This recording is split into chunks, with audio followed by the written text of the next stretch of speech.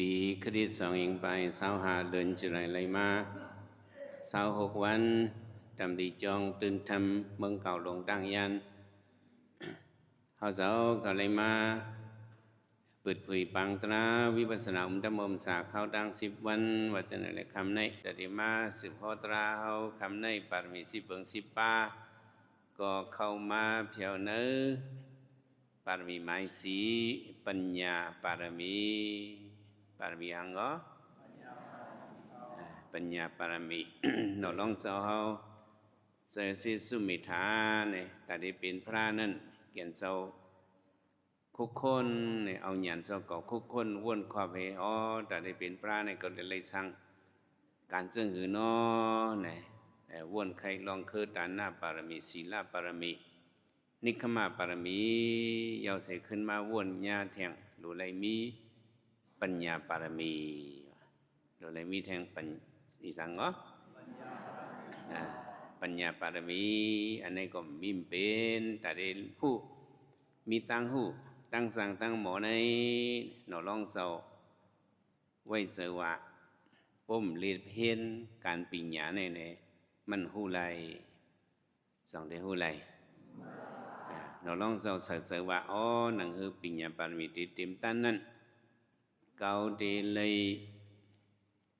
เอาเจ้ายาหันตุงซ้อมเฮ็ดตัวอย่างว่าเฮ็ดเป็นติเตกเจ้ายาหันตุงซ้อมว่าเจ้ายาเนี่ยงเหรอเจ้ายาหันเขาก็หอบดังสปิเดหอบดังปาดให้ขาตุงซ้อมนั่นเนี่ยเขาเจ้าตุงลงกว่ากูเฮิรนเลยว่าเฮิรนกวนมีว่าเฮิรนกวนผาเนี่ยเขาเจ้าตุงกว่าจำหนักอธิษฐานเขาเจ้ามีนั่นเนี่ยก็เขาเจ้าไล่เขาซ้อมหนึ่งเฮิรนหนึ่งอิดให้ก็กลุ่มกินกลุ่มแย้มกว่าสองสามจ้ะในหนอลองเจ้าก็ใส่เจอซึ่งในอ๋อแต่ได้มีปิญญาตั้งสังตั้งบ่อนั้นในตำตีก้นผ่านก็เยอะตำตีก้นมีก็เยอะตำตีก้นมีปื้นหูหลงก็เยอะเขาหลวเอาตั้งหูตั้งสังตั้งหมอตำตีเขาอันนี้เขาหลวเลยเทียมสร้างให้เลยเป็นปัญญาปารมีเพราะในปิญญานั้นเนี่ยฟองว่าซึ่งคือหลาเนาะยูคือสังในห้องว่าปิญญาเนี่ยอันเขาเลยมาทบญาศาสนาพระเป็นเจ้าเนี่ยได้ก็ปิญญาอันคึกต้นได้ก็หมายหนึ่งในได้เลยหู้พรหลีพรให้กรรมได้เลยห่วงก็ผู้เฮ็ดลองหลีก็ที่เป็นกรรมหลีผู้เฮ็ดลองให้ก็อันให้จ้าเนี่ยที่ไปชมหลังเขาเนาะผู้เฮ็ดลองหลีในก็การหลีกุศลนั่นที่มันเจ้าหนังห่มเงาซ้อมเฮาก็เงาซ้อมเฮาใส่ว่าอนุบายินีที่มันซึ่งก็เงาซ้อมหลังเฮาเสียเป็นก็หลีเฮาพอเฮ็ดร้องไห้ในก็อกุศลนั้นสำเร็จเหมือนเรื่องหนังสักคำว่าวาดประแดมเหมือนเรื่องหนังหมักล่อกิงซ้อมห้อยตินโวนั่นอกุศลนั่นก็ติดลำซ้อมเฮาย้อนนั้นแหละเราลองเจ้าถ้าว่าตาดีเป็นอะไรปิญญาจันสูงในเจ้าคืออย่างพ้องศาสนาในก็แต่เลยหู้พรหลีพรให้กรรมหมายสองซ้ำแต่เลยหู้จักยุกนำแต่เลยหู้จักหังอ๋อแต่เลยหู้จักยุกนำในปองว่าหังในปองว่าคำปุ่นในเฉพาะปีเนี่ยแต่เลยหู้ถึงมาเฉพาะประมาทยุกนำในเป็นยันตั้งหู้จันสูงหู้จักยุกนำหมายสามซ้ำแต่เลยหู้จักพิเศษบริกหายันนะยันอันหัวยุกนำในเป็นมาในอยู่หลอกอยู่หลายเป็นมาก่อมสืบผ้าผ่านพีพงถาวรพระลงผ่านมาก่อมสืบอิงปึงเลยลองตั้งฟอนปังอันห้องว่าจ้องโจนั่นเสียเลยเป็นมาเนี่ยแต่เลยหู้จักลองตั้งฟอนปังเหตุผลอันห้องว่าจ้องโจแต่เลยเป็นพิเศษบริกหายันนี่ก็เป็นปิญญาอันหนึ่งก็ไม่หมายแท่งอันหนึ่งเนี่ยหมายสีเนี่ยซ้ำแต่เลยหู้จักอนิจจาแต่เลยหู้จักหังอ๋อ ตีเลยหูจักเฉพาะมันกึมเฉพาะเป็นลู่ๆนี่ก็เป็นหยันตั้งหูอันหนึ่งหมายหานี่ก็เป็นสั้นสูงเหตุผลเนาะตีเลยหูมักหยันโผหยันโอ้หูมักหยันโผหยันก็ตีเลยฮอดนิกปันนั่นแหละแต่ว่ามักหยันโผหยันในเด้หยันแล้วก็หยันในเป็นหยันปิญญาอันสูงสีเปิ้นยาวในห้องกันป่องใส่ซึ่งไหนตีเลยหูหามิวหนึ่งหูจักพรนิพนธ์ให้กรรมสองหูจักยุบนามสามหูจักอจงอโจเหตุพละหมายสามหูจักอนิจจหมายสี่หูจักอนิจจหมายห้าตีเลยหู มักโผมักหยันนั่นมักหยันนั่นเพราะใน เสียเจ้าลงเลยตีได้ก็มันจะว่าปิญญาโลกีจะไหนก็ตั้งสังตั้งหมอโลกีจะไหนก็มันก็เป็นอันกั้มแถมปิญญาบารมีอยู่เสียเจ้าลงเขาก็เต็บตัดว่าปิญญาโลกีอันมันเม่นอันว่นก็อันลดตั้งพิษนั่นเป็นปิญญาก็cáiปิญญามังเจียวมังลองนี่ก็เป็นตั้งสังตั้งมองก็มันสำหรับตั้งพิษก็สังมีอยู่สังมีทำไมปิญญาอันมันเม่นเฮเราปิญญาไผ่โลกีเนี่ยก็เขาว่าตั้งสังตั้งหมอตั้งไข่เจออันมันเม่นเฮสมโมเต็บตัดเฮ็ดสร้างกาจ้อมขิงจ้อมข้าวจ้อมสายงายกูลองเฮเลเฮามันเป็นพรหลีปุ่นตาก้นตั้งน้ำนั่นในปิญญาโลกีเมื่อไหร่ก็เลยว่าเป็นเข้าป้าลองปั้มแถมปิญญาปารมีในเข้าป้าเนื้อปิญญาปารมีเข้ามาด้วยติดแดกมัน เหมือนเรื่องหนังตีเนื้อสารกาอันหนึ่งเนาะกิ่งปราสารกาเนาะร้องเจ้าเป็นก้นก้าเป็นโหนาก้นก้าเป็นหนังเนาะแต่ปีมันก็หาปักเขาก็เอาตั้งลอยสังเกตก็หากะเมืองแต่เมืองเหนือเพราะวันละถึงลัดเคยก็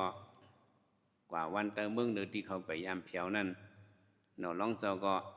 สั่งสอนตะเปมันอันเขาดีกว่าเนี่ยเขาไปยามกว่าให้ปอกเขาได้ลัดถึงลัดเคยกว่ากับเพียวก็แล้วสิมวะหมอกหมากหักโหตั้งกินตั้งเยี่ยมอันมีเนื้อเถื่อนสิเนี่ยป้อมไปมาเนเกาอย่าไปเอากินของทุ่งในทุ่งในก็ต้นไม้ตรงดอกหมอกหมากหักโหออกของมันเต็มเบินกันเนาะร้องสวะตีใครกินหังหมักไม่หมักดอกหักไม่โหไม่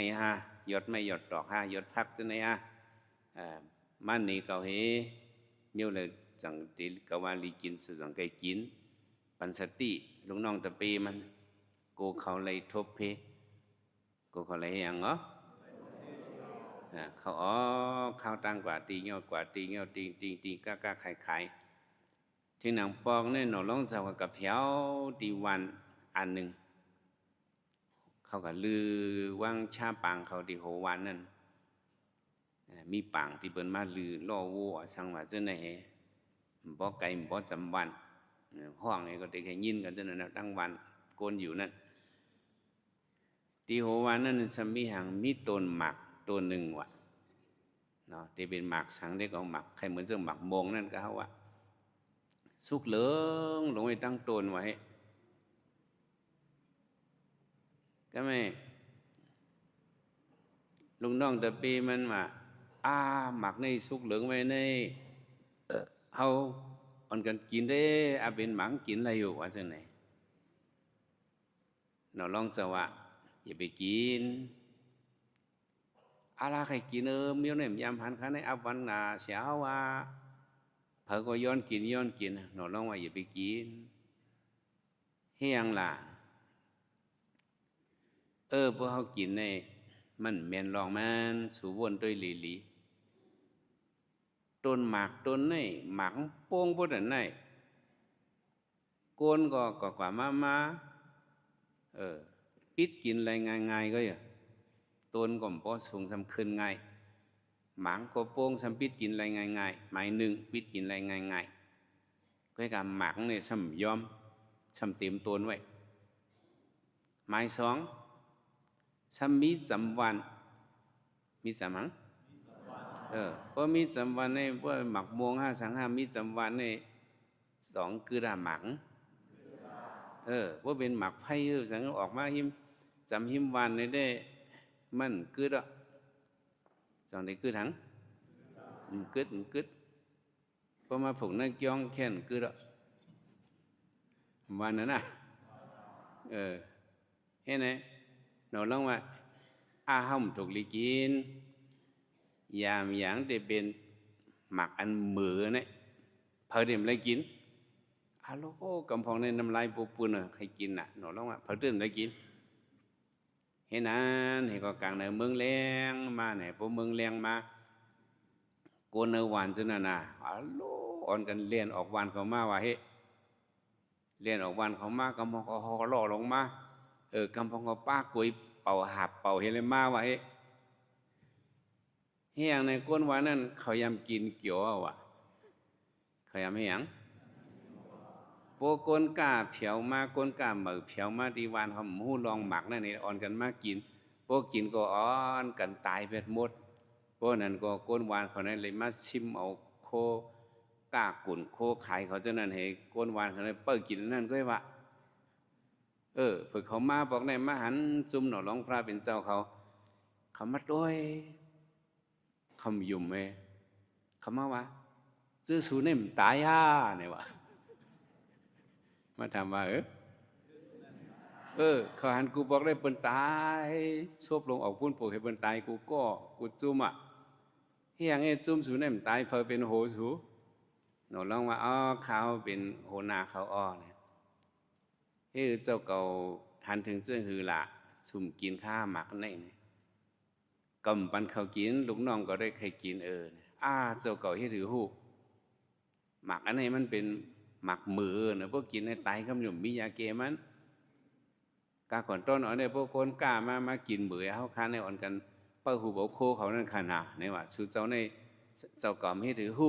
เขาลองว่าจึงมือไก่กับไม้หนึ่งหมักนี่ก็คืนไงมีก้นปิดกินสองช่ำจำวันกู้หนูเพอก็เอากินได้ยามยาวมันจะเมี้ยวกินอะไรค่าเต็บตัดอันไหนให้แลกข้ามปันค่ากินเลยหนูลองเขาสืบข้าวตั้งกว่ารถพีเข็นอันหมอใครเจอใครจังว่นหันจังไหนเนี่ยในก็ห้องว่าปิญญาห้องว่าปิญญาปารมีปุ่นตาก้นนำในสวยแถมปันเนี่ยตั้งว่นไม่ในไหนมันกุ้มแถมสวยปิญญาปารมีกุ้มสวยหังอันนี้เป็นปิญญาปารมีซ้ำเทียง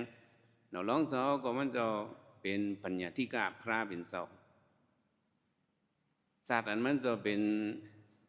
ปุ่งหน้าเสนกาศาสตร์หนึ่งเสนกาสารกานะมีปิญญามีศีลมีธรรม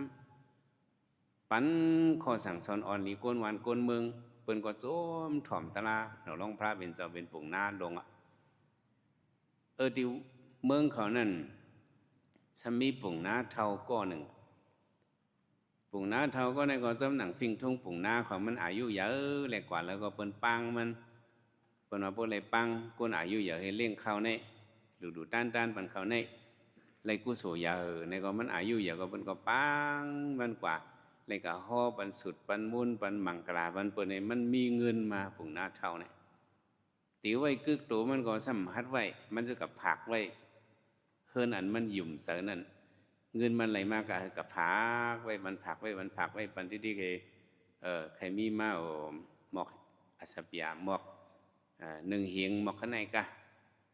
เนาะหนึ่งเฮียงกูบอกมันง่ายเลยเนาะ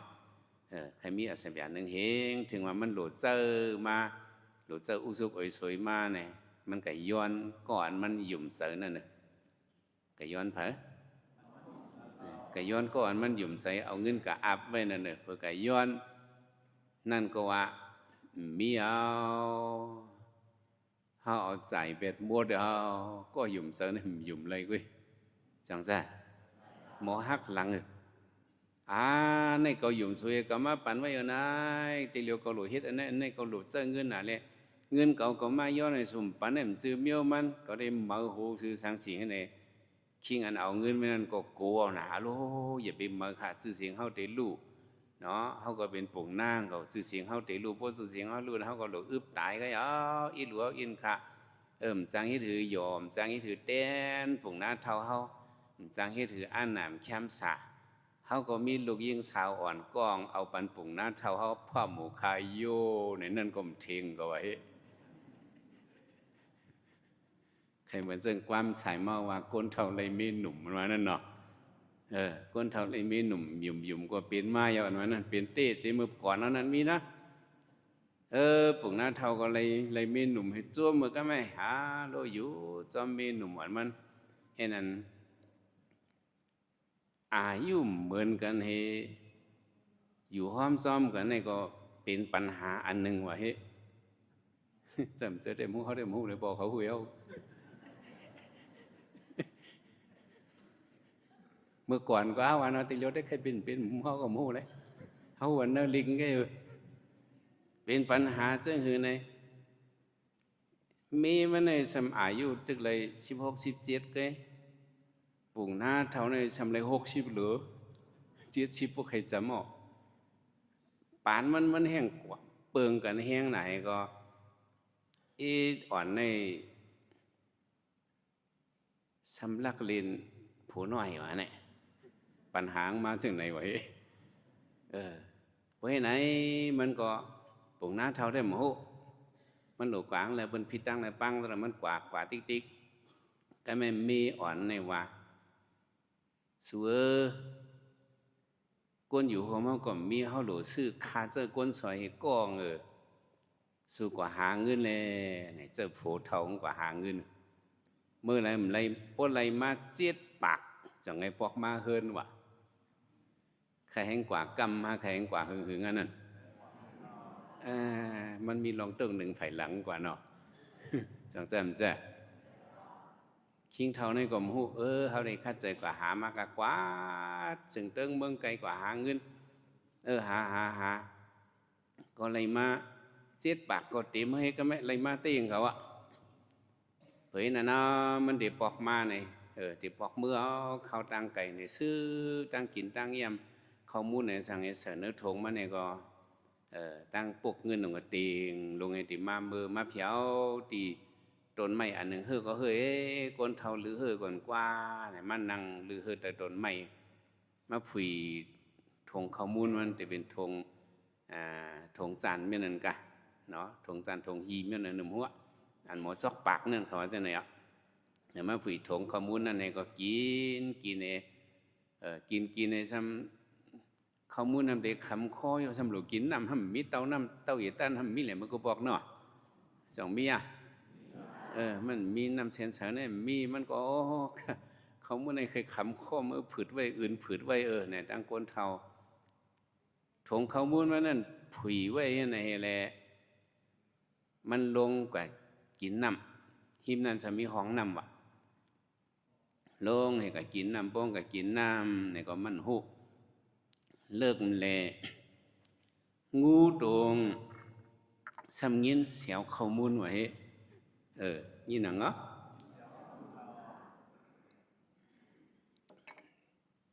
งูโดงลูกเนื้อต้นไม้ก็ล่วงไม้ก็เข้ากันเนื้อถงให้ก็กินข้าวมูลปุ่งหน้าเท่านี่ก็ กินน้ำเหยาคืนมาหลุมเบื่อมันก็กินเหยานะข้าวมูลมันก็มาจันเอาปากถงนั่นเหจอกเหก็เตียงเหเมื่อเตียงป้างูเตียงป้างูเมื่อลงกว่าหมูมันก็ว่าโอ้พวกเงินในนักหยาในก็เนาะเตียงลงมือกว่าให้ก็ทำเพราะก็กัดลือตะตนไม่กันนอนหนึ่งเก็บหนึ่งกำผีเปิดตนไม่สำอีหลูบนเท่าไว้ผีเปิดตนไม่ในมับยาในโตเหปุ่งหน้าเมื่อในโปมือกับเผียวเฮินมีมือติดตายโปมเผียวเฮินมาอยู่จอมนอนจอมตังมือซ้ำติดตายเห็นในว่าที่ไงผีนั้นหายไปแล้วตกเจอก็ไม่ hỗ trợ bố trật bư bư hiền nói phí này mà lạt này quan phí này dùng cùng lây lố tiền thủng này mưa alo bố phiếu hơn mi cậu xăm tí tái bố唔phiếu cậu xăm tí tái tí rư là nên alo phở phiếu còn nơ viên thằng bạn hành nó long ra bình sau tư hôn ta la nó long xin nó cả tư hôn ta laมันก็กะนางเฮ็ดถ่อมยาใจมันตั้งหือตั้งนางถ่อมตะลากว่าเนี่ยนั่นก็โหบันเฉพาะตะลาดักขึ้นเยอะมาสูงจังเลยว่าถ่อมตะลาย่อในเปิ้นกันโจมเฮ็ดเปิ้นกันมือปุ่งหน้าเท่าได้ตีมือเผียวเฮิรนเนี่ยมันโจมโป้งเผียวเฮิรนเมียงได้เป็นหังเมียงติดตายเนี่ยก็คำเจอไหนก็จู้หนอลงพระอ๋อหนอลงหาเจ้าค่ะข้ามาจมตั้งในเป็นในข้าออกข้าในมีอ่อนกล้องเจ้าข้าก็หาเงินก็เลยจิตปากส่งไงมามือในเขาก็กว่าค่ะเผื่อข้ามาหรือจมตั้งในผีโตงในมาลัดค่ะพวกมาเผียวเฮินมีเมื่อติดตายปุ่มเผียวเมื่อทำติดตายในข่าววันนี้ข้ากวางยากให้ไปยังข้าเจ้าผู้มีปิ่งหยาหลงเฮาเนี่ยเราลองจะเป็นคนมีปิ่งหยาเพราะไหนก็หนูลองสมาวนตัวลุงเท่านี้ก็หาเงินในบอกมามียังสมาเจอก็หาเงินมาให้เลยจิตปากแน่หนูลองจะวนเลยยามยาก็มีอ่อนเมื่อในมันลักหลงเรียนผู้น้อยเนี่ยหนูลองจะหัววนเอาก็หัวหนูตามหันก็เอาหยานหันอันตั้งหนูลองเจ้าเนี่ยวันนั้นหนูลองจะวนผีว่าหังก็พวกเผียวเฮิรนมีขาติดตายพวกเผียวเฮิรนขาติดตายค่ะวะเมื่อมาจอมตังเมื่อมาลือกันเลยเมื่อมาเหี่ยงก็ไข่ในลูกมันว่าขามาจอมตังมาลือกินข้าวมูลข้าวมูลนะคำข้อขาลงกินนำกำขาขึ้นมาเอาถงขาขึ้นปอกมาให้ไหนก็ขาออกมาเงี้ยผีจอมตังมาหลัดจังไหนกำรู้เมื่อลงกับกินนำนั่นเมื่อกินข้าวมูลนั่นห่อข้าวมูลเมื่อจานถงจานข้าวมูลเมื่อนั่นถงปืนเมื่อนั่นจังเมื่อตั้งอึดเหกว่าจังเมื่อปีเหกว่าปีขาเนี่ยวะพวกนี้เขาก็หัวเราลองเอาหยาในวนก็อันผีว่าพวกเมื่อเผียวเฮิรนคำในมีเมื่อติดตายเนี่ยถงอันนี้พวกเมื่อเอาเมื่อกับไว้มีเมื่อทำว่าเงินมีเนมันมีเมื่อติดมาฝีก็งูติดซักมีเมื่อติดตายว่าอันไหนพวกคำเผียวเฮิรนคำติดตายล่ะพวกมันเผียวเฮิรนคำในพวกมันเก็บให้มาเมื่อทำติดนอนจำตังพวกเมื่อต้องไม่สังสิงมาเมื่อทำติดฝีถงเมื่อเหตุด้วยเอาตั้งกินในก็งูเดี๋ยวซักเมื่อติดตายเนี่ยยามอย่างเนื้อถงเมื่อมีงูเนี่ยก็ไม่เผื่อปุดด้วยมีงูตีว่าเฮ้เป็นอันนี้เป็นปิ่งหยาเนี่ยเป็นอังเนาะช่วยเทมมันอย่าไปให้ปุ่งหน้าเนี่ยเลยตกกินผ่านนั่นเมื่อไหนฝีด้วยก็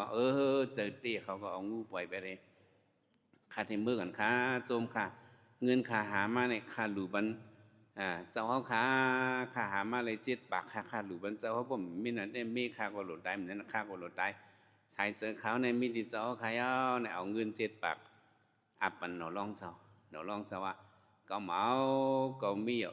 ก็ขึ้นแทงมันมา3 บาทเป็นกะก็เอามือเห็นเลยนี่ว่ากี่กะก็สั่งมาเมียวหนึ่งยามมีมานี่มันมีอันหน่อยเงินเนี่ยเมื่อไปกับปันมันกันลักเสืองไว้อย่าไปลาดมันหนาหนอลองเจ้าสั่งเลี้ยเนี่ย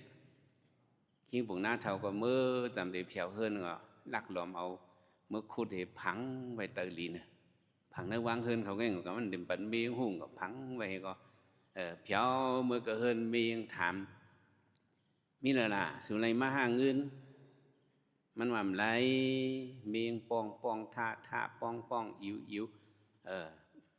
ถามเจ๊กหมิบเจ๊กจอกเจ๊กถามเอาเปรียนั่งยิงถามขึ้นคิงเท่าทำซุ่มเปรียนางยิงเหตุสุไลมานจะหางเงินในเขาถางสุไลมาเนี่ยมันก็มีอะไรทำไรเราก็เลยมา7 ปากก็ปวดมาขึ้นปันห้าปุ่งหน้าลงปันห้าเรียง3 ปากเห็นไหมว่ามีเลาเนี่ยลาดเนี่ยลาดเลยเนี่ยติ๊กช่อ อากาศเลยลาดเปิงมาเฮ้เขามีจักอัดเนอเขามีจักบีบมือนะเขามีจักบีบออกเนอไม่ออกเขาเนี่ยนะออกหมดปอกเขามีก็คือปันออกหมดมันจึงปึงหน้าเท่าที่เหลียวได้หมูมันคนลาดที่เขาผังไว้กันในเอชิกาเห็นไหมก็ผังไว้ก่อนไปหางในกลางในเมืองเลียงมาปุ่งหน้าถ่อมตั้มใจกะหาขุดด้วยเมียคือห้อยหลายๆก็อีในพวกหลัดฝูหน่อยเงี้ยฝูหน่อยพวกสดเช็ดมาขุดเอาไว้อาโลคิงปุ่งหน้าเนียงเจอมาจูดินหนอลองพระเป็นเจ้าเจ้าค่ะเป็นไงคะก็ว่าเมื่อรู้เมื่อเป็นร้านเมื่อกันแล้วเท่าไหร่อาโลมันมองโยน่ะค่ะเลยสติเลยบอกเขาจะได้บ้าเมียวเขาเมืองเก่าเขาเนี่ยนะมันมองโยน่ะค่ะเลยป้ากว่าเขาอาโลไปยังก็เรียงเงียบปันหางไหลป้าก่อนเอาเงินมาไหนมามันจอมตะลาnó long giờ mưa cỡ hơn nó mưa cỡ hơn ấy mưa hèn đuổi hèn tan phải mơ mọc bùng na phải phố này phải kinh thấu này mọc chết cọ lại cọ xăm lạt bàn mi mà có mọc mà bùng na chết cọเป็นหลายเกาะ14 ก็ห้องมาเลี้ยงเขาก็ได้เงียบปันให้เลยก่อนเอาเงินมานั่นในวะออกค่ะแต่ก็มาไปลาดทั้ง7 วันจะหนังเก่าจะเห็นเนี่ยไม่เห็นละวันที่1เลี้ยงไผ่บุญ7 ก็ไผ่ใน7 ก็เป็น14 ก็พอถึงวันที่2ย่อมเป็น1 ไผ่ 1 ก็คือหลายก็คือ12 ก็วันที่3ย่อมเป็นไผ่ก็คือเพียง10 ก็วันที่4วันที่5วันที่6ยอมกามเลือนมาไผ่ปูนกองไผ่ในกองเนี่ยคือ2 ก็คือหลายก็ผิดมาให้นั่นเลยนี่ก็เขาก็ผิดนั่นหมู่ฮู้เผื่อว่าก็กำเลือนสุดไหนได้หนอร้องเสาในฮู้อีในเดมันหักฝูหน่อยเองรู้จังจะฝูน้อยก็เป็นคือปุ่งหน้าเขาหนาปุ่งหน้าเท่าปุ่งหน้าอย่าว่าในหนอร้องว่าจังไหนนั่นน่ะมันก็ห้องอันเป็นฝูน้อยในมาทั้ง7 วันวันไหนก็วันนั้นหนอร้องเสาเผียวมากก็เฮือนนี่ก็เมิ่มจ้าเป็นก่อนเอาเงินเมื่อเป็นแหลนเขาในเป็นก้นมีปิ่งหยาลงในเขาวนด้วยเขาหู้เมื่อไอ้นั่นโพสันมาเฮ้ข้าอะไรเอาเต้ข้าอ่อนเมื่อหามากดเป็นญาติตามเมื่อสังสิงในปันสติมันให้ก็เงินเหียงนั่นขึ้นเลยมาปั่นขึ้นปึ่งในเป็นอีหังในเขาใครว่าในเป็นปิ่งหยาเป็นหังเหรอปิ่งหยาโลกีปิ่งหยามันหมอหู้หมอเต็บตัดหมอวนหันถึงไอ้เฮ็ดมันปุ่นถาโกน้ำเนี่ยในมันเข้าสู่ในปารมีเข้าสู่ในอะไรก็มีตั้งนำพวกเด็กใครลองซะหน่อยเมื่อปันพระเป็นเจ้าก็มีกองนางยิงลงยิงสัตเทก้อนหนึ่งสัตเทน่ะพ่อแม่เขาเฮ็ดปันมันห่อ7 จันหลายจันอยู่เนื้อห่อ7 จันเฮกลใจในตื้นเลยจำเลยกายเฮอิดเป็นลูกยิงสัตเทอายุเลยมา16เป็นสาวมาหังหลีหังเล่าถึงหนังวันมาไผ่นาเฮิรนเขานั่นเปิ้นซ้ำยอบเลยก้นจนยอบแหลงก้นจนเหมากองเปิ้นยอบเลยป้อแหมหลักว่านาเฮิรนมันนั่นเองเจ้าคำโป่งขอโป่งว่าโปตามคำกลางวันตกสมลอยก็ตบเป็ดหิละไล่ปันวันเกิดหิละวันนี้วะอีอ่อนแนมอยู่เหนือหอ7 จันเหตุด้วยหันไอก้นโจนอ่อนนั้นอีรู้ก็ไม่ไปหังมาก้นใจในต้องไว้ละปนนางยิงอีรู้ในได้โอเค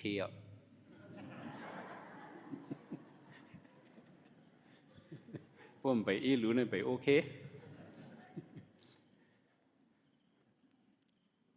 ว่านั่นในนั้นอยู่ไรโกกลางวันตกหนาวันไหนอะโลกะตุกอุกเอาอุเขาเมเขาเมกัดฝดเอาจอยเอาไส้อ่อนก้นนั้นคันละ ข้านี่ได้พวกมันตายก็ข้าก็ติดตายเจ้ามาข้าอีเหลือมันหนาเนี่ยก็ไม่เนาะอีรู้นี่มันง่ายๆเนาะเพราะนั้นก็อุ้มเมงก่อมจังให้ถือหลีไอเปิ้นต่างมาอย่าอีนังอารมณ์ไปยังคาลักๆให้กับปันคาเลยก็ไม่เอาปรีมันนั่งก็เจ้าเปิ้นกับปันเงินหลักมันรวมเขาฉะนั้นเอาเงินอกสุกเอ่ยสวยกับปันให้ก็สุพันตายในก็อีบีพันมานช่วยกับพันมาตัวให้เอาเลือดมานุกเลี้ยวช่วยก็ไกวเจิงเปเราในก็ไล่เอาพ่อมปันเผอหู้เนี่ยสูนรับรองรับรองในก็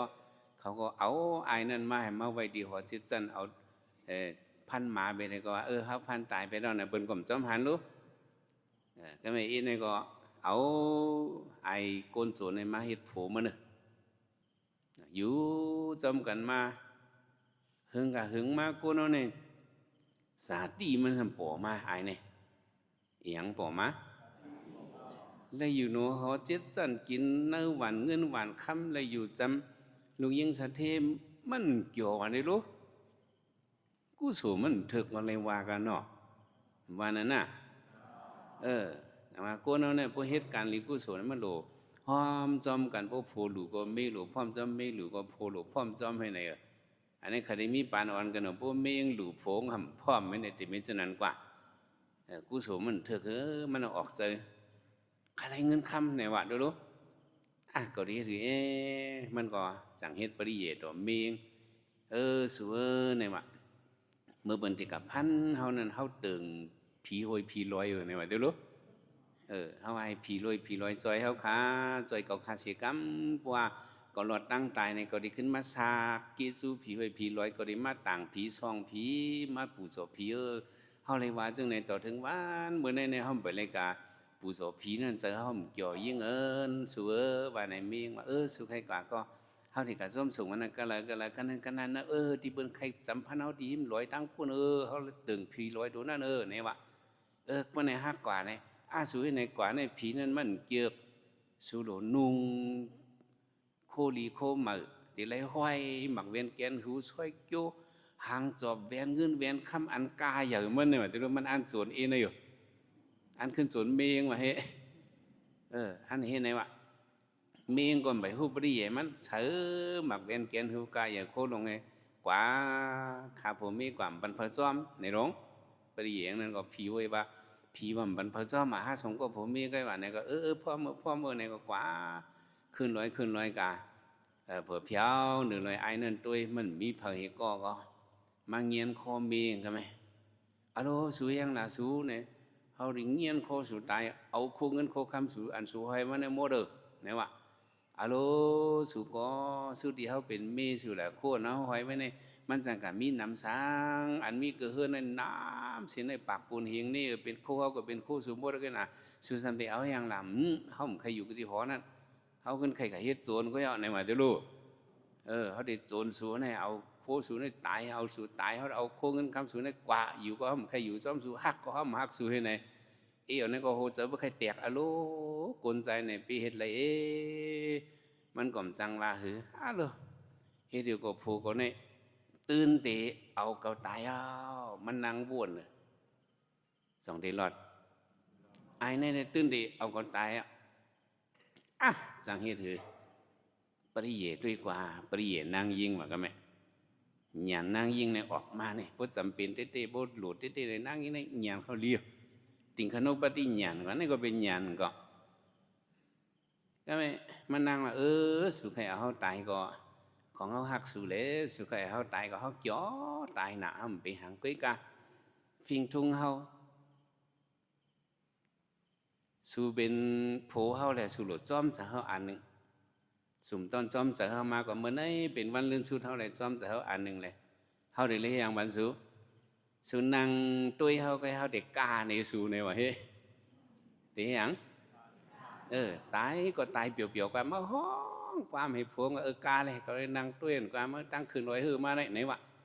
ไอ้ก็นั่งหิมผังคือเห็นนั่งหนึ่งบางทีนี่ก็ตุ้ยเอี่ยวนั้นก็กาห้องความกล้ากะหันเอาเนื้อตาเผินตาเมื่อหนักกล้ากาสองลีตุ้ยกาให้ก็ยืกะยืขึ้นเอ็นกะเอ็นขึ้นกำมายืมาหิมฟงหนึ่งกำมาเห็นหนึ่งเมียวกาให้ขึ้นหดขึ้นให้กาให้ขึ้นหดขึ้น nhà mưa ai tức ngầu thẳng mà yên thìยืขึ้นกว่าเจิงมือไก่นะเผื่อเองรอลงถังมาหิมมันเอามือสองคนเต้าบันอึกบลึกเนี่ยก็ปีนตาหายโตก็หอยตายไปเดียวเนียนจอนเฮียวไอมาเคือตัวนั้น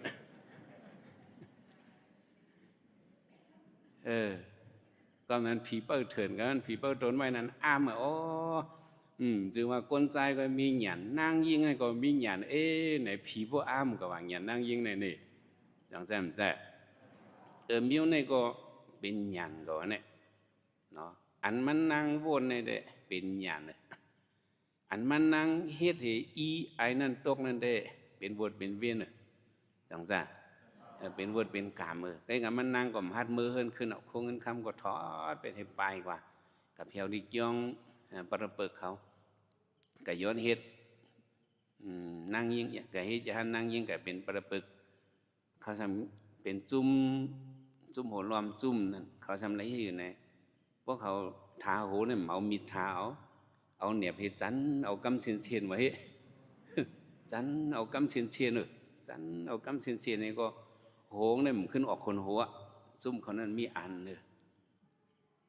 เห็นแล้วก้นหมังเจอก็เรียกว่าดีสังขายานมุนเจ้าโหรวมลงเจ้าไหนเนี่ยเขาใกล้กันยาเจ้านั้นคนหัวขมอกวดตอบมันนะมันนั่งก็เป็นเจ้านั้นเนาะกำลืนมามันนั่งในขึ้นเลยมังยาเจ้าสารีปุตตราเหอะไรขึ้นมาเป็นตะเปพระขึ้นเป็นยาหันตากว่าอีอ่อนก็เนี่ยเนาะกงตระกีสีเนี่ยมันนั่งเป็นอันนี้ก็ลองอันหมอวุ่นเห็นเกลิดเนี่ยอันนี้ห้องว่าหยานเนี่ยห้องว่าเนาะกับไก่เลยปิญญาปารมีเนี่ยเขามาด้วยหนอหลวงพระเป็นเจ้าเทียมสั่งปารมีเนี่ยเขามาหันเนอตั้งนำหมดเลยก็การอันมัดถังเสียงเห็นไหมเนี่ยเป็นปานเจ้ามโหสถาเจ้าอังเนาะมโหสถาเนี่ยกูนั่นเนี่ยพูดถามว่ามโหสถาในว่าเป็นปิญญาชีสุขมิงบรรดาจังไหนที่เต้มันซื้อจังนั้นเนาะเมื่อมันจะเกิดมาในเมืองเจ้าปามาอียาอ่อนก้อนเลยยาผีปันวะอย่างเนาะยาผีปันมีในมือมันนั่นแม่งทำลูกเฮียงลูกเอากำตามือย่ำป่วยละมีอียาแม่ไหนวะอันเกิดมาลาดความเนี่ยหนอลองเจ้ามี3จัดปานเป็นเจ้าสีทัดในก็เกิดมาอะก็หามัสมีโลกาสะสิโตหามัสมีโลกาสะในลาดความในก็ศาสตร์หนึ่งปานเป็นเจ้าวิสันตราในก็เกิดเนื้อกัดในก็ลาดต่อเมงคำเหลียวเมมีโคลูหางาใครตั้งดูเนี่ยปานเป็นสมอในแถมสร้างฐานะบารมีปานเป็นวิสันตราในแถมสร้างฐานะบารมีปานเป็นเจ้ามโหซ้ำมันจะเกิดมามีอียาเมในรัฐอันไหนเนาะเป็นทางในมหาโอสถาเป็นอียาลีลงเนี่ยลูกดีมหาโอสถานั่นจะเป็นมโหสถาเนี่ยเอาอยู่ตอนจับกันว่าเป็นมโหสถาเนี่ยบอกว่าเป็นยาลงเนี่ยยาเกลงเนี่ยเพิ่มไปหังก็หายเมฆเปิ้นก็ยุ่มซ้ำตัวเป็นโหไข่หนในตาหายเป็นมือคัดหนตาหายเป็นต้องปุงต้องบ้องหนตาหายโอ้อย่างเสากัดหนาวะในชื่อเสียงยามาหยานปิญญังสก็รีเจเมื่ออายุเจ็ดขบไว้อ่อนบนเฮ็ดน้องน้ำอ่อนบนเฮ็ดเฮินสลบสาลาจะในเฮ็ดเหตุตาลูกอ่อนใจแต่กองมีเหงก่อเนี่ยอย่างมากาสึงมาจำกันเกลิดเปสนากูมิวเนี่ยเป็นหยานปิญญังเจ้าเนาะเมพีลูมาหิมเอาลูกอ่อนนางยิงกองไหนก็สมหัวเต็บตัดปันเฮ็ดเต็บตัดลูกอ่อนนั้นเขาก็ว่าเป็นลูกเขาก็เป็นลูกเก่าหิมกันสมหอว่าพวกเป็นลูกเคย2ก้อกองจันแขนมันไผ่ขวากองจันแขนมันไผ่ใช่เผอจันเป้ก็มันเป็นเมมันว่าจังไหนวะเฮ้เผื่อมาจันในลูกอ่อน2เจ็บมันเจ็บให้ก็เป็นเมเนี่ยมีเสยอีหลูลูกอ่อนจังจ้ามีใส่เอลูลูกอ่อนเนี่ยก็เป็นเมพีลูได้กับเอลูหางหลังโดดเลยกินขนาดจันบังอันเป็นไผ่เมในยอมซุ่มปันให้ก็จมหัวหัวแฮ่พวกไหนก็หันออกคอตอบมันเนี่ยเป็นเมพีลูเมื่อเป็นมาเรียนเก่าเนี่ยฮึดปันมันเมพีลูก็พวกโกจมหัวอ่อนนี่ตัวมาในตาเลี้ยงซื้อคือเหก็เงาก็มีโซนตินก็ปุ๊กเหเมื่อเป็นเมพีลูมหาลักเปิ้นเนี่ย มาหาลักลูกอ่อนเปิ้นเนี่ยก็อ๋อใจขาเอาต้องปั่นคาเนี่ยหมอเนี่ยจะมาเรียกเลยหมอเต็บตัดตันนั่นอ่ะทำมาด้วยอันลีต้องหมายอันหนึ่งสมหอในกำเลื่อนพอเดลาดร้องแล้วมันยาวนะกำเลื่อนมันจะอะไรมือคาซาเนื้อหอสอคำวิติหะสอคำเอาให้ภูมิปัญญาทำมันจะมีไว้ภูมิปัญญาอย่าลงสีเท่าเท่าเมืองเนี่ยมีสีเท่ามีหลายเท่านั่นก็เป็นก้นมีปัญญาตั้งสีก้องอ่ะนั่นอมติวิงเขาสินก้าเขาสั่งก็จะเป็นก้นมีปัญญาละลายก็มหอดีมาในคำเจียกก็เขาขี้กันนะแล้วทีนี้มาขี้กันมีปองสอคำออกจากทางกลมหัวสอคำมาถามว่าสื่อสู่ภูมิปัญญาในตอบด้วยรู้ว่าก้นอันมีอกษาโคของให้มีปัญญาก้อนหนึ่งก้นอันมีปัญญาให้มีโคของกองในสองก้อนในก็เลยเมียดเนี่ยมาถามจึงไหนวะจามปัญญาเขาว่านั่นก็อามาลงอามาเท่าลงกองในวะกับปานตีเหลียวได้ก้นอันมีเงินเผอมีเงินมันเป็นเจ้าในเอาเฮไหนวะความใจก็วันนั้นรู้เนาะจังว่าพอมีเงินมันเป็นเจ้าพอมีเขามันเป็นขุนคนนั้นมีเงินในแก่คนนั้นมีปัญญาให้มีอย่างนั้นเด้อปัญญามีผมกินไรเช่ปัญญาจะโมโหว่ามันจึงข้าเจ้าจะข้าเอาค่ะคนนั้นมีเงินเนี่ยมีปัญญาเนี่ยมันคือค้าเงินคำนั่นติมันขึ้นเสียก็มันว่าอะไรใครรู้มากก็กำไว้อันมีปัญญาเนี่ยครับมีเงินก็อันไหนมันตื่นแก่เหเมียดเหลือเสียอันเมียดเหลือเสียอันมีเงินมีปัญญานั่นข้าได้ข้าอยู่ภายอันมีปัญญาเพราะไหนก็อามัดเสียดังสมอเนี่ยเป็นชานคัดกันนะจังจ้ะสอคำก็ว่าอันความโขนลัดมาจะเนี่ยเอามาตีกำตียันมันเนี่ยพอดีปีเนี่ยขี้กันด้วยเลยเนี่ยว่าขาขี้กันนะขอภูมิปัญญา อามัดหลงเท่านั้นวะ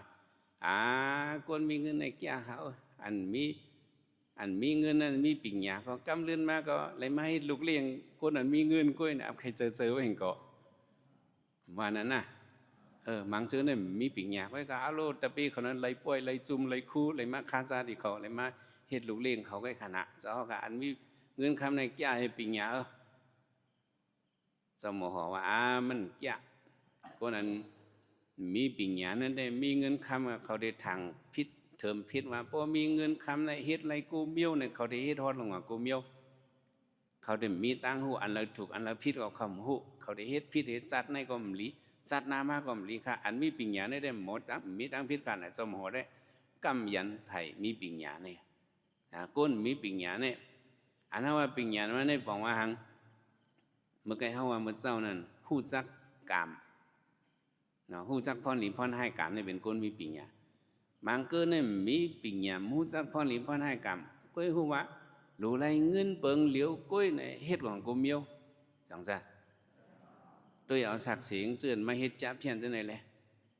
จังซ่ะจังเขาอีรู้เปิ้นเอามาคนกูเมืองจะมาเฮ็ดขี้ข้าเขาจะหาบันเงินบ่หามเลยเตรียม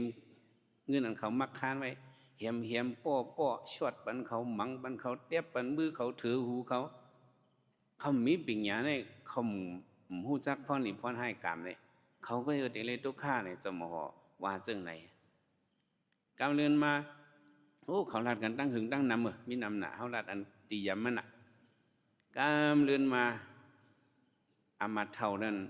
ว่าจึงเจ้าขาศักดิ์สิทธิ์ได้ตับเนไก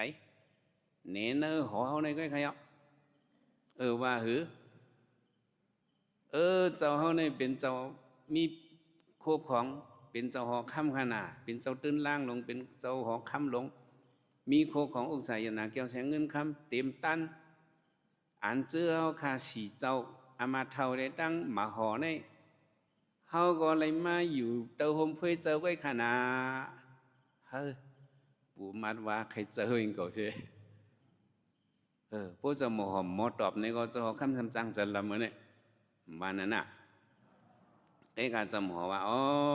จอดีขาขาลุกเตะเนาะจะหอคำก็หักหมอหอมเหมือนจังลุกเลย ข้าลูกได้อยู่ภายปิงญาไว้ข้าอ๋อก็ในมีตันหือมีละพอมันทบกินมามันได้เลยมากลมกอมน้อมสู่คนมีปิ่งหยาไว้คาในสมอว่าในว่าเฮ้ยตื่นอยู่ย่อมมันตื่นอยู่ภายปิ่งหยาอยู่ภายเลยเฮาลาตินเดียงมันก้นสะเทหลงก่อนหนึ่งมีเงินแต่ผมใครมีตีไว้มันสังว่ามันอยู่ลีในสองเดือนเลยกันน้อมสู่หมอยาคนมีเงินในอะไรกันน้อมสู่คนมีปิ่งหยาใช่ปะทำไมกำเลือนมาเจ้าหมอก็ว่าจะนะกำเลือนมาก็ผูกเดี๋ยวเลยน้อมสู่คนมีปิ่งหยาเพราะเขาตึกมาเนาะเขาทบกินมาในคำหมอวนหางเขาได้เลยมาปึงยิงคนมีปิ่งหยาไปในก็ในเปิ้นติดตั้งอีสังเขาเฮ็ดก็มันนี่ลงก็เยาะเปิ้นติดตั้งวันเมืองเขาเยาะเปิ้นเลยมีผู้กือกลุ่มอันนั้นน่ะจังจ้าเลยเอาคนมีปิ่งหยาแก้มให้เลยเฮ็ดในทิ้งจ้อมเอาตัวเจ้าก็เฮ็ดมันอ่องเฮมิวในปันเจ้าหมอเขาในรัฐในเรื่องไหนกำเลือนมาเจ้าหมอได้มันหมอกำกินเปิ้นน่ะกำจอกเปิ้นน่ะเนาะเจ้าดิกาเขาเฮาก็ยามยินว่า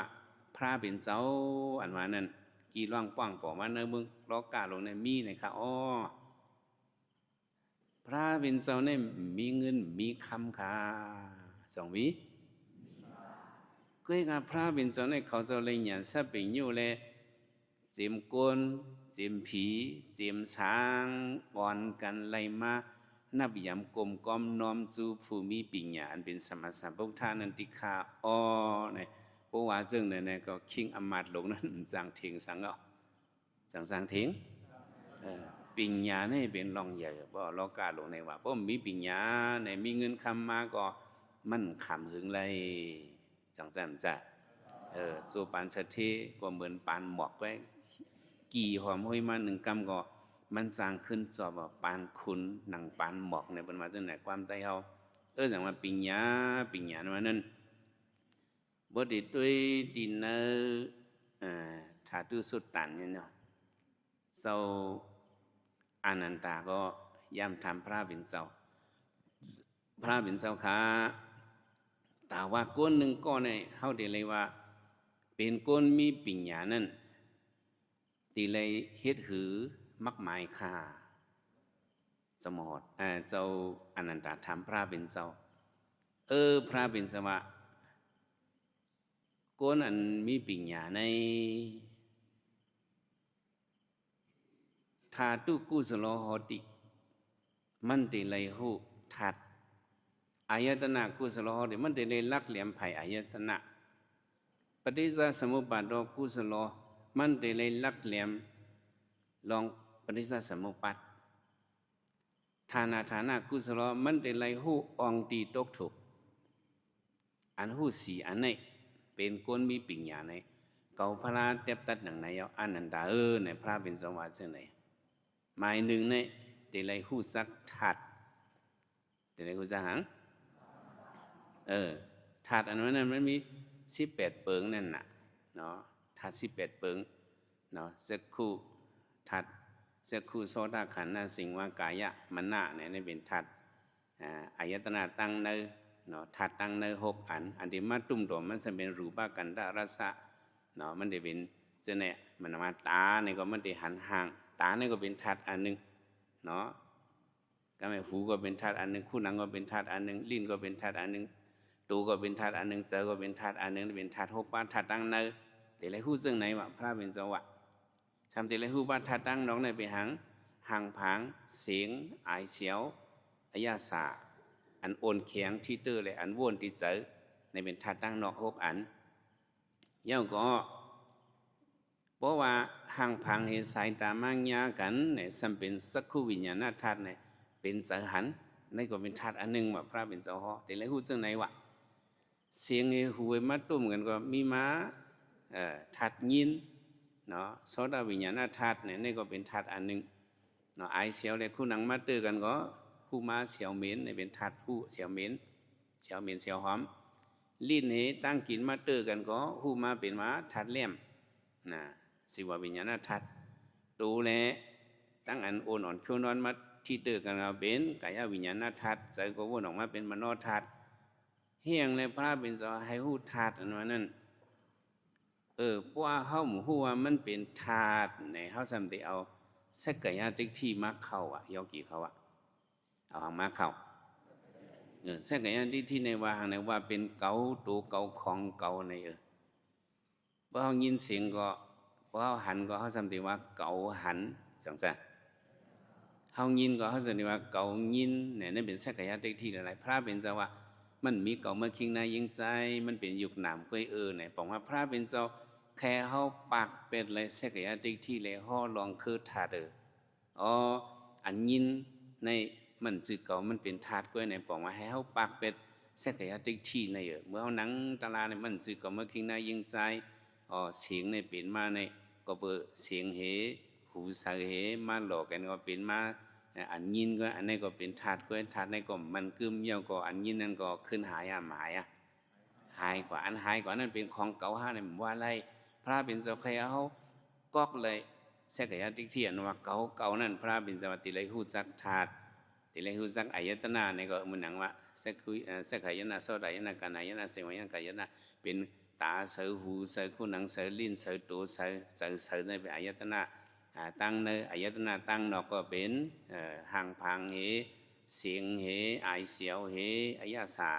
ตั้งกินตั้งเยี่ยมเมอันที่เตยอันเจอวนให้จะเป็นอายตนะตั้งนอกเนี่ยให้ไรหู้จักซึ่งไหนแสดงอันหนึ่งให้ลักเหลี่ยมลองปฏิจจสมุปบาทลักเหลี่ยมไผ่เลยปริจจสมุปบาทในก็ปองว่าพวกหูปองปริจจสมุปบาทเดียววิสัยพิเศษสิงคราพิเศษวิญญาณนั้นจะในปองว่าหางให้แล้วหู้จักลองว่าขันธาเฮาในหรือเป็นมาโลดีอวิสาเตมาเป็นมาสังขารายในเป็นมาอันพวกอะไรขันธามาในเป็นทุกขาในให้แล้วหู้จักลองว่าปริจจสมุปบาทในให้แล้วหู้จักอันเฮาว่าเมื่อไกลอจงอโจนั่นในมาบอกว่าอย่าไปหยุ่มพิษพวกหยุ่มพิษนั่นแสดงว่าผ้าผ่านผีปวงถามว่าพระผ่านมาคนสร้างลงผ่านมาซึ่งนั้นไม่เป็นตั้งเอาอายุพิษแหละพระเป็นสวัสดิเลยลงเหรียญปฏิจจสมุปบาทเนี่ยนี่ก็ตลาดปฏิจจสมุปบาทในกำพองอติยามถ่วมเยาก็ติเลยหูฐานะก็สละ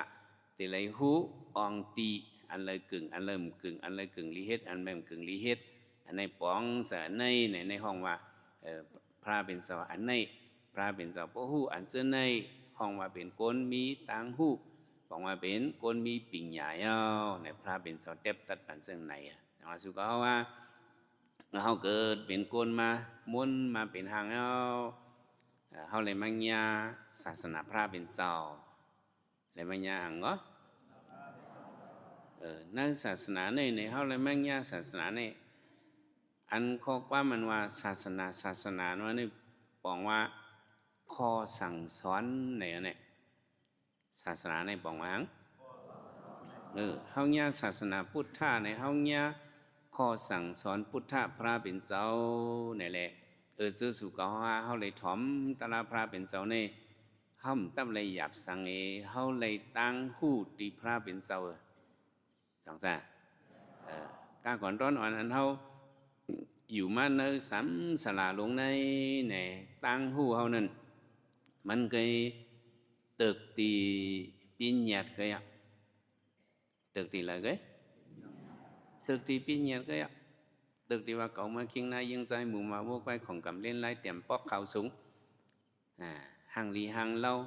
เขาcáiหูมันป่วนตั้งหูเนี่ยในสัมสระในตั้งหูเนี่ยมันป่วนปีญาตสองป่วนไหลป่วนเปลี่ยนถึงที่พระเป็นเจ้าเป็นพระมาเนี่ยพระเป็นเจ้าเอาหยาดสปิญญูเจ้าไว้เลยหันถึงว่าอันในมันเป็นปีญาตในต่างซื่อห้องซื้อหีกเสียงเอากล้วยลงพวกไข่เงามันเตะได้ก็มันเป็นนามยุกนามารูป้ามันเป็นนามยุกในพระเป็นเจ้ามาเจียกในบรรวะอันเหลือสิตั้งหูปีญาตเนี่ยเป็นตั้งหูปรมัตเป็นตั้งหูสังเหรออันว่าข้อความมันมาประมาทอันนั้นในนอกศาสนาเนี่ยตอนยินเสบอกว่านอกศาสนาอันเดียวก้นที่มาหมอใครในเป็นปรมาทเนี่ยมีตื่นว่ายามยินให้ปอกว่าอันเฮาจะได้มีหูเลย เลยมายินอันว่าประมาทเนี่ยเฮายินความคอนในก็กาขันเฮาเนี่ยแทบตัดไหลเอาเฮาเนี่ยมี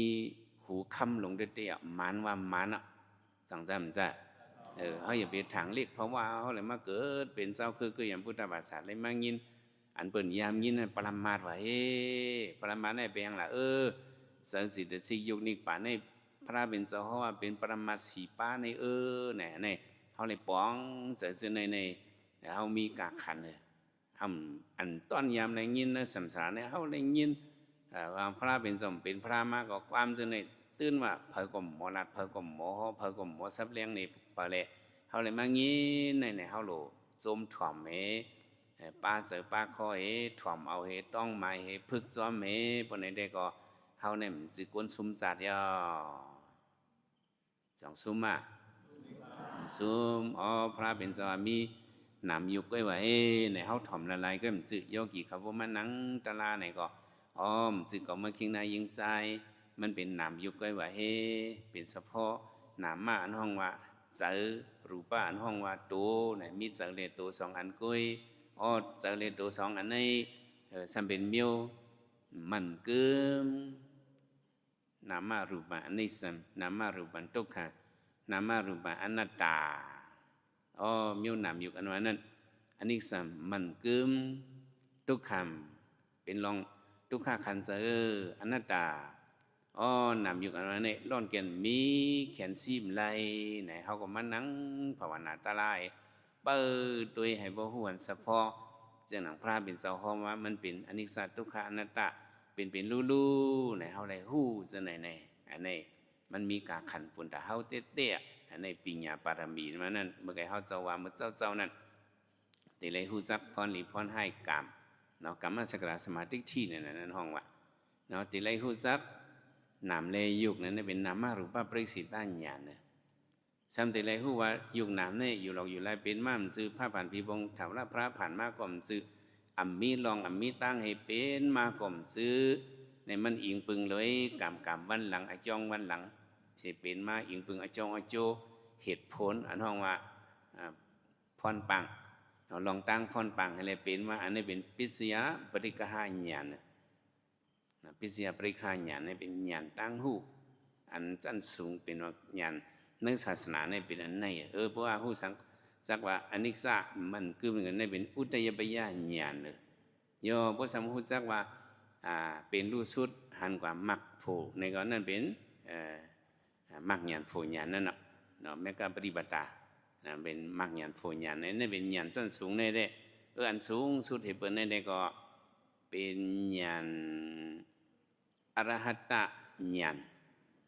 เป็นญาณอะไรก็อรหัตตมังญาณโผญาณในญาณตั้งเสียงในสูงให้เปิดหมดตาที่เป็นอรหัตตมังญาณโผญาณนั่นเนี่ยสำหรับเลยลูกดี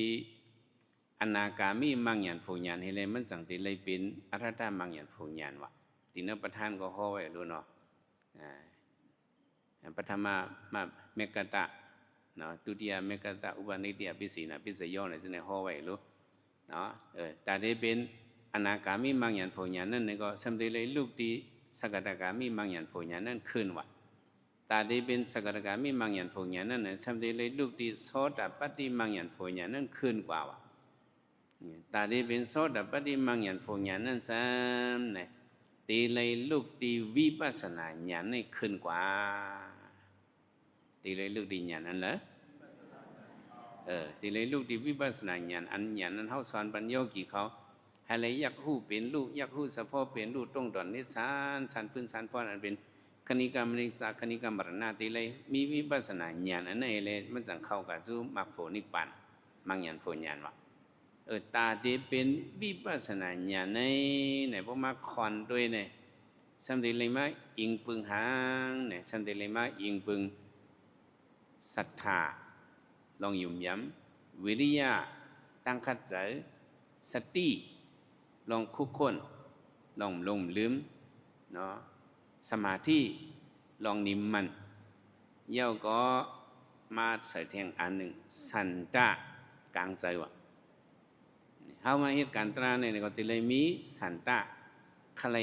มักตลาโผตลาตีเลยมีกังเสือคลายตีเดว่าก็มันจังได้จังไรวะผมป้ากังเสือเนี่ย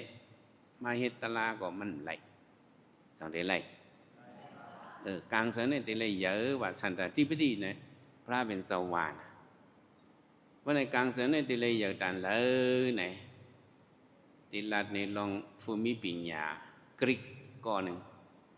เขาได้ยำยินสื่อมันสื่อห้องว่าสกเรดีมันเหมือนโกนว่นป้ายว่นเขียนเมืองกรีกเขาก็บอกนะมีโกนใจอ่อนกองยินข่าวว่าสกเรดีเนี่ย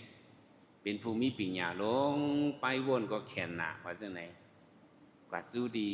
โกนมีป้ายว่นเขียนสกเรดีอ๋อเจ้าลุงเอาสกเรดีข้าเคยเป็นก้นมีปิ่งหยาก้อนหนึ่งแบบมันเคยเป็นหังลุงเอาจ่องเดชอนปันเกาคาไลอะไรไอหลานมาแหละในวะเฮือนามีผังน้ำปังลายในห้องเอาไออ่อนลูกอ่อนก็ในกว่าลูกอ่อนก็ในแต่มีหมอก17-18ห้องกว่าเฮือนามีที่ปังลายในมาหาเข้ากันเนื้อปังลายเขาก่อนนั้นน้ำปังลายน้ำในเปียงอกอ่ะเปียงกะพอเปียงอกเนี่ยสกรีที่เนี่ยมันทำตัวใหญ่แห้งใหญ่มันก็เงียบหัวไอ้นี่ก็เตียกจมน้ำปังลายไปเลยเฮียงแบบเตียกจมไอ้นี่ก็ทำปีแห้งตีนพอจมตาดันขึ้นจันก็โหงออกมายิบขนโหงเนี่ยเตียกจมน้ำพอจมตาดันเอาขึ้นจันออกมาไอ้ขึ้นมาถุยเจ้าฟูขึ้นเนียกจมแทงแล้วไอ้นั่นกันอยู่ก็มันขึ้นจันออกมาเฮ็ดได้4-5 ปอกไว้เฮ็ดหลายปอกเพราะนั้นก็กะหาออกมืออะไรเนี่ยว่าลุงอะไรเป็นผู้มีปัญญาคาถาว่าใครเป็นคนมีปัญญาสอนปัญคาในมัดเตียกหูขาจมน้ำงาตีตายเอามือเนี่ยวะสกรีดีว่าเมื่อใครเป็นคนมีปัญญาเตี้ยวห้าอายใครเป็นคาก็สอนเมื่อน่ะเมื่อไก่เนี่ยวะสอนนังขนาดลุงเมื่อวนโดยหลีมือเมื่อเก่าเตียกโกหเมื่อจมน้ำนั่นอันเมื่อใคร1 อันนั่นเป็นอีหังโยกี่เขาวนด้วยเมืองจมน้ำนั่นอันใครเสียเป็น1 อันนั่นเป็นอีหังไหนวนด้วยรู้